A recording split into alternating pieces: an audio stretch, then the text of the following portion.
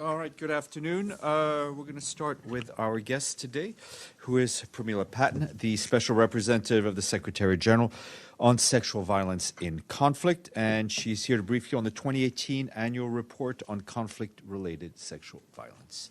Ms. Patten, welcome again. It's on. It's on.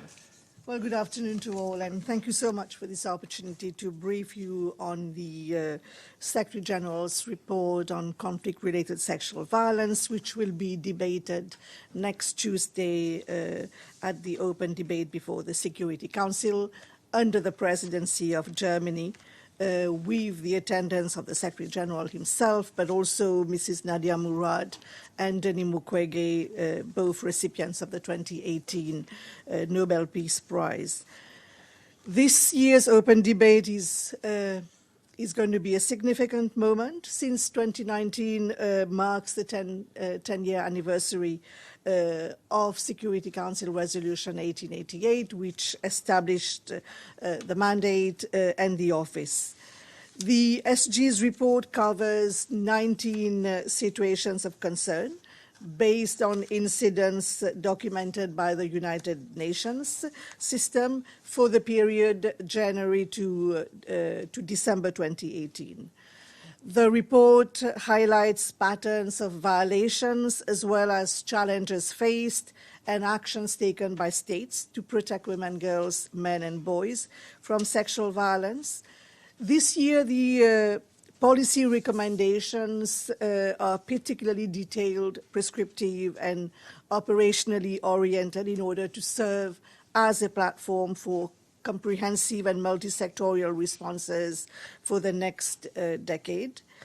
The situations covered are marked by ongoing conflict, insecurity, poverty, and high incidence of conflict-related sexual violence. And we see how across the 19 situations, women and girls remain disproportionately targeted, subjected to rape, a lot of gang rape, forced marriage, sexual slavery, human trafficking, and other forms of sexual exploitation and abuse. The report also documents how sexual violence is used to also target men and boys, but also other vulnerable groups, including LGBTI individuals. While non-state actors, such as armed groups, local militia, and criminal elements were responsible for the majority of incidents, state actors were also implicated in all country situations. We have 47 parties listed in the annex to the report, with 37 non-state parties and 12 state actors. Sexual violence continues to be employed as a tactic of war, terrorism, torture, and repression, with victims targeted on the basis of their actual or perceived ethnic, religious, political, or clan affiliation. Sexual violence persists as part of the broader strategy to displace communities, to expel so-called undesirable group, to seize land or resources, so that sexual violence very much continue to function as both a driver and result of forced displacement. The vulnerabilities of refugees and IDPs have surfaced again, and we see how they suffer sexual violence at the hands of state authorities, armed groups, smugglers, traffickers, and others who control resources and services. And we see this in Libya, in Iraq, in Nigeria, Myanmar, Somalia, and South Sudan. Sexual violence remains an aspect of political or election-related violence, like we have seen in the past in Kenya, Cote d'Ivoire, or Guinea. We have received very troubling reports in Burundi about rape and gang rape of women and girls on account of political affiliation. In the majority of countries, sexual violence leads to cases of pregnancy and childbirth, with children born of sexual violence constituting another extremely vulnerable group that place major social and economic burden on women. The SG's recommendations include the various measures aimed at strengthening prevention by supporting justice sector reform, accountability of perpetrators, and access to justice for survivors by improving investigation and prosecution. As you may be aware, Germany is working on a draft resolution aimed primarily at strengthening accountability of parties to conflict. And the basis for the resolution is the recommendations in the SG's report. Negotiations have reached the final phase.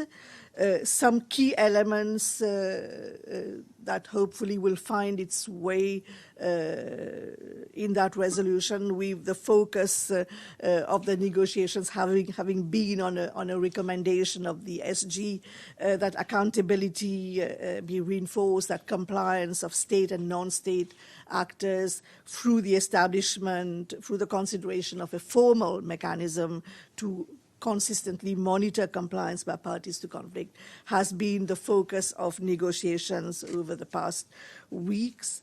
But there are other recommendations for the Council to continue to include sexual violence as an explicit standalone designation criteria for sanctions, for sanctions committees to continue to apply targeted sanctions against those who perpetrate and direct sexual violence.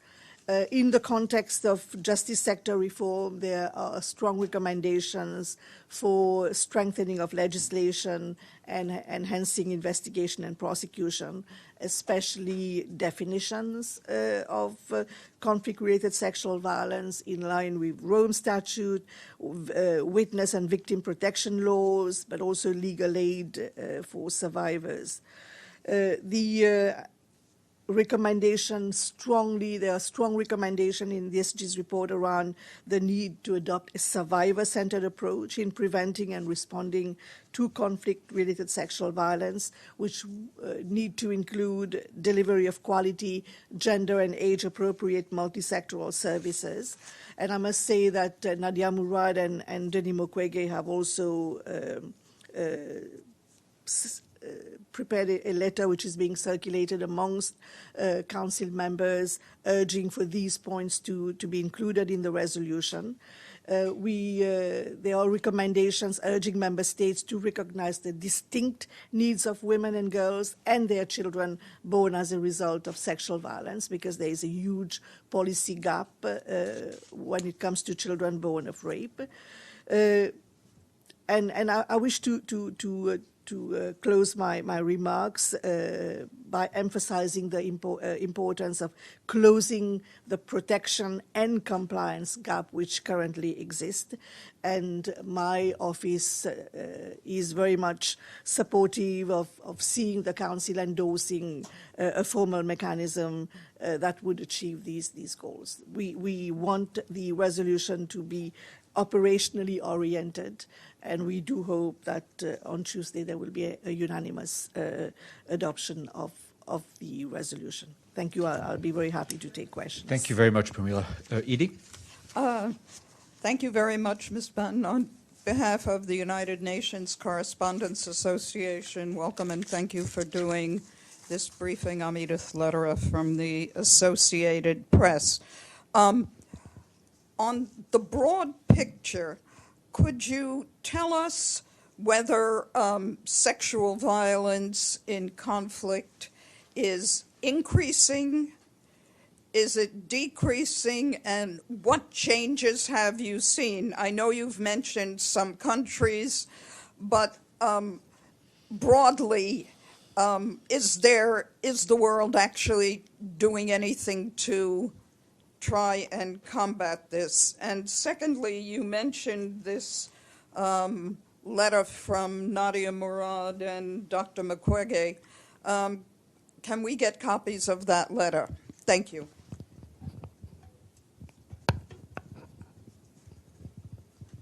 Please, go ahead. Yes. Well, thank you very much for this question. I think it's a difficult one to ascertain the exact prevalence and to say whether it's increasing or decreasing, because the figures, the data that we have in the report is based on UN verified information with a very high threshold. And we know that underreporting is a major impediment, that this remains a violation which is very much underreported for multiple reasons, stigmatization, but also fear of reprisal, and often a lack of trust in the justice sector.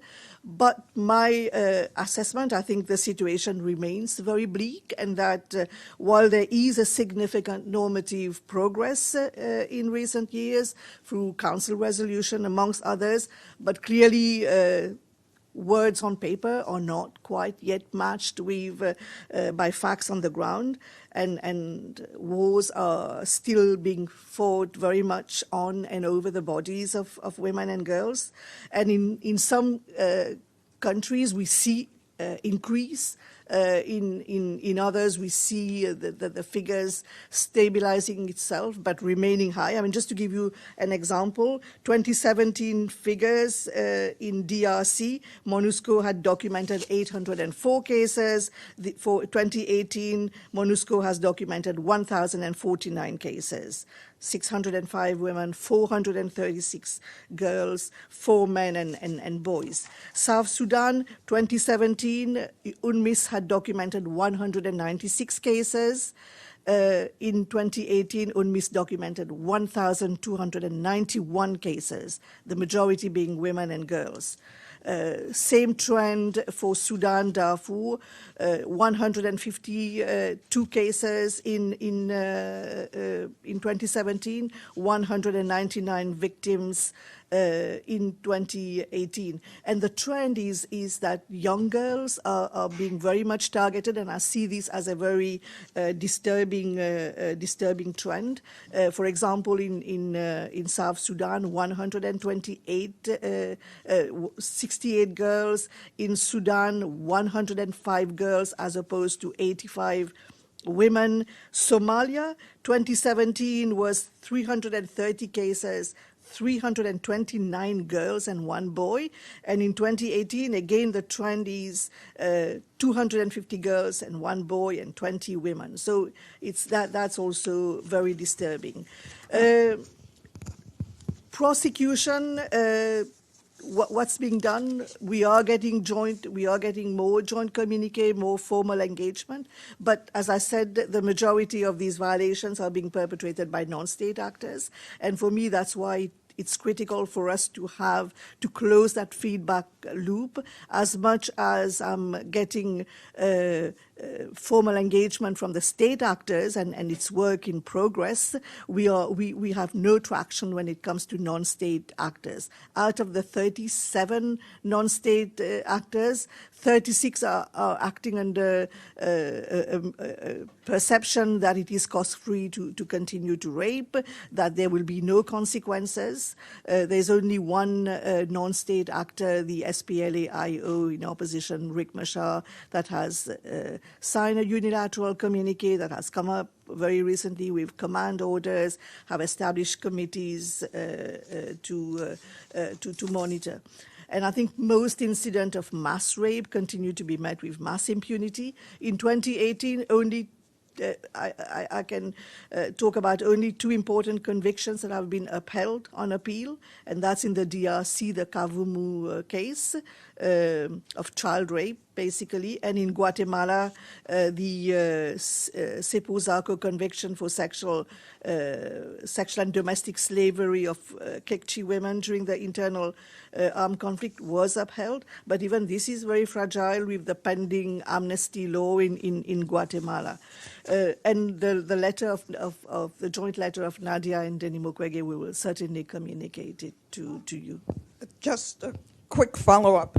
Girls, I assume you mean girls under the age of 18? That's correct. Although we are seeing like younger and younger girls, and that information is very much in the report. Is there, as a follow-up, are there any countries that have actually made progress in combating sexual violence in conflict? Well, I have mentioned these 3-4 countries where I see an increase. Like I said, in Central African Republic, I see a decrease, but the figures remain nevertheless high. I think it's unacceptable that we move from 308 cases documented in 2017 to 259 cases in Central African Republic. So wherever there is no increase, I don't see a significant decrease. That's the point that I'm trying to make. And then Evelyn.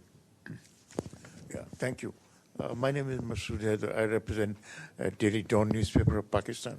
I just want to find about Afghanistan. In Afghanistan, there were lots of cases when this war was on. Now, and also the sexual violence was even common between the male and the female gender both. So do you have any numbers in case of Afghanistan? Or how many were in case of women, female as well as male, both of them? We have it. I'm sorry, I don't have the exact figure on me. Wendy, do we have a copy of the report? We'll give you a copy of the report. We'll give you a copy of the report. It's there. It's slightly on the increase, but that's also that we are the quality and quantity of the quality of information is getting better through our MARA system, the monitoring arrangements. And again, in Afghanistan, we see how boys are being targeted, very young boys, the Bachi, although they have laws, but its implementation is still proving to be difficult.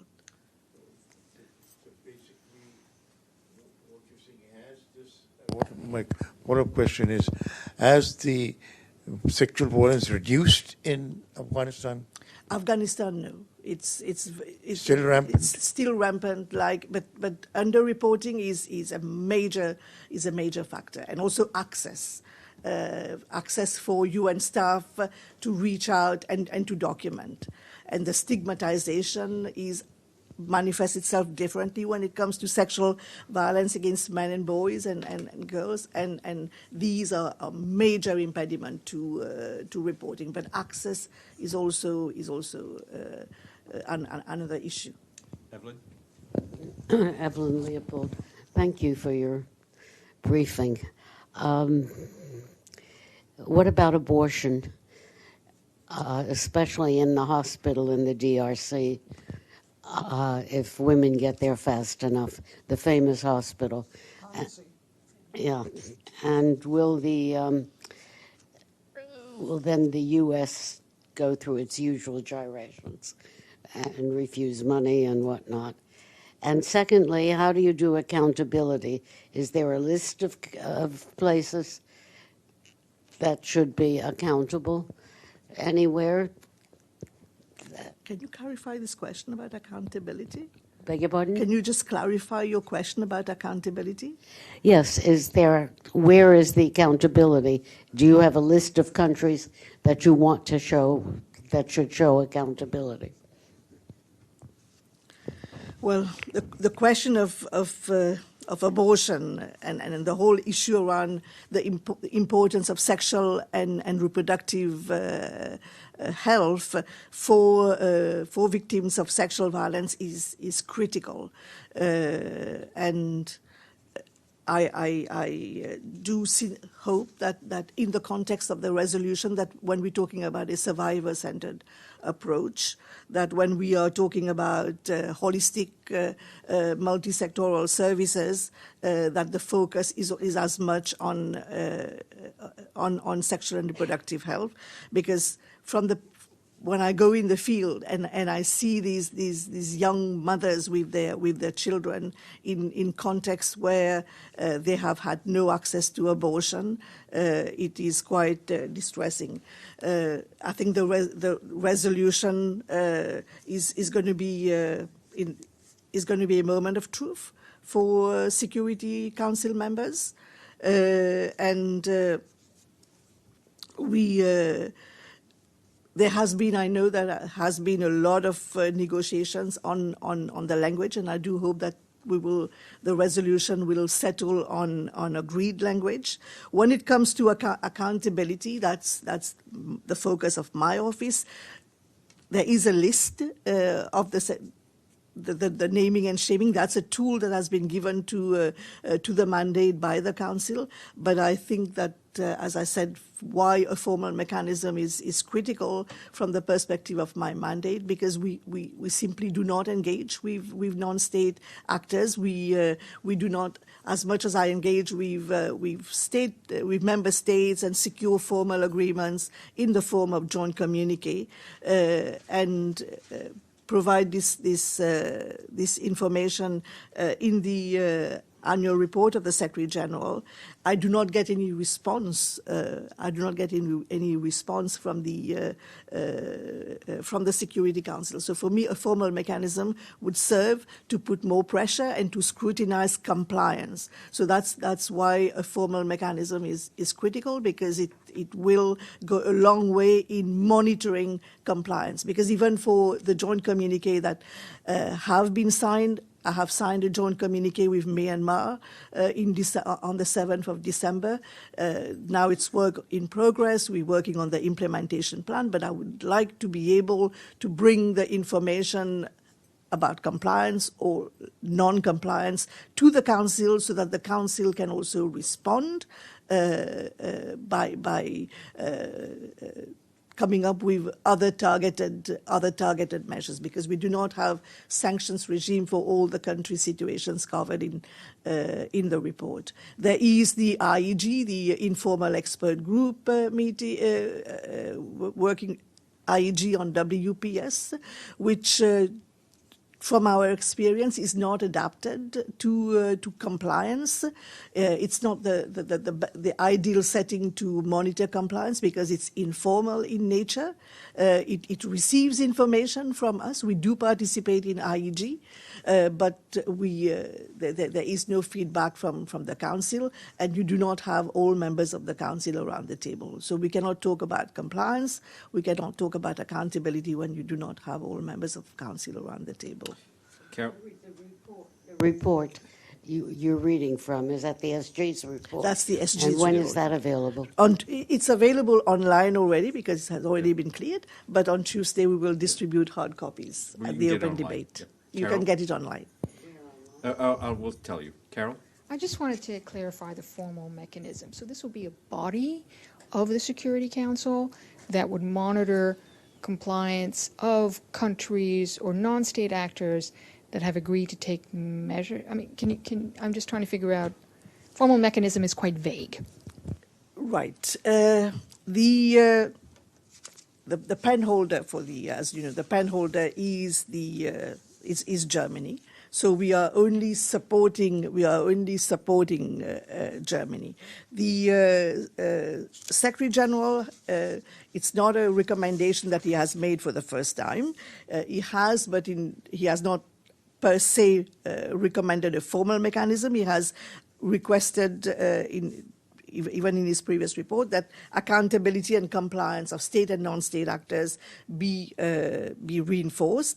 And this year, in his recommendation, he has been a little bit more prescriptive by suggesting that, by recommending that appropriate arrangements are in place, including consideration of a formal mechanism to consistently monitor compliance. And the discussions that our input, the input of my office has been in terms of the form that the mechanism could take is a working group of all members. It will be a formal working group as opposed to an informal expert group on WPS that will really focus on compliance of state and non-state actors with a range of measures in addition to sanctions, in addition to recommendation that the Security Council could make to sanctions committees to make other targeted recommendations to those parties. Clarify, do you think this working group would have the power to impose sanctions or the power to... Certainly. It will be a working group of the Security Council, a working group of...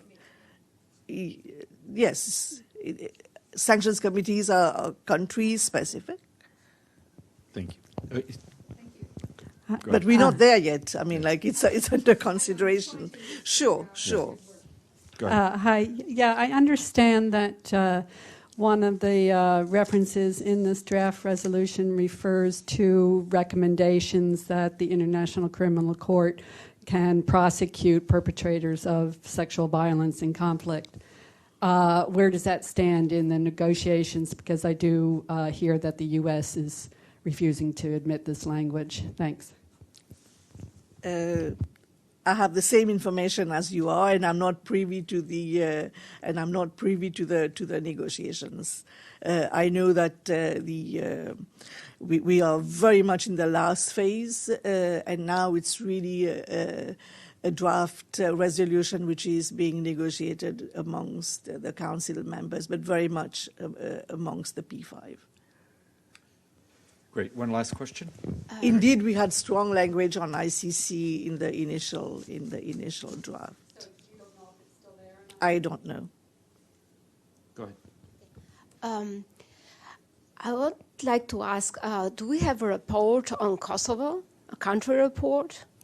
No, Kosovo is not in the report.